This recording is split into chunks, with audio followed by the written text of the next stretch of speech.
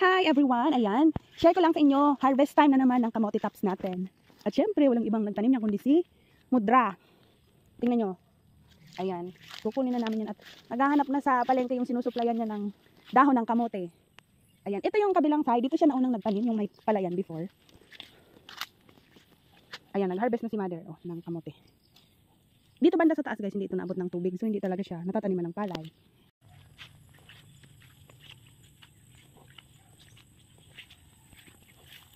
Ito yung tinataniman ni mother na area dito.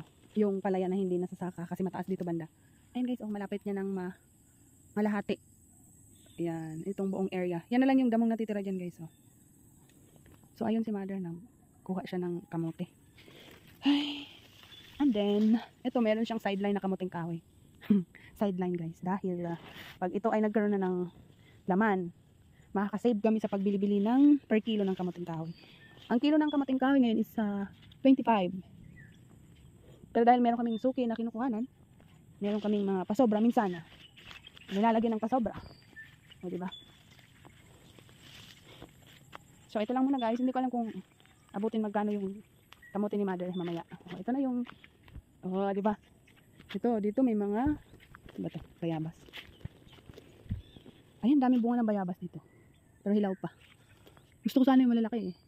Ayan bayabas. Hilaw pa, abot kamay na. Ang daming damo. Ilang taon na to guys na hindi na talaga natatamnan ng palay itong area na to. Dito banda lang sa baba. Ito, papunta dun sa amin. Yung parang bundok na yun, amin yun. Area namin yun guys. Ito naman yung taniman ng palay. So sa isang taon nagtatanim ng 2 beses. Tapos ngayong summer walang tanim-tanim dahil nga ang init tuyot ang lupa. Umulan man, hindi sumasapat para maging patubig. So ayun lang ang update mga guys. Pumunta lang kasi ako dito ngayon dahil nagbalita ako na meron kaming pa-order sa Sunday. So kailangan ko ng help ni mother at pag mag-deliver kami, kailangan ay merong tagahawak. Hindi ko kayang dalhin yun, baka masira pa. Sayang naman ang effort. Bye guys!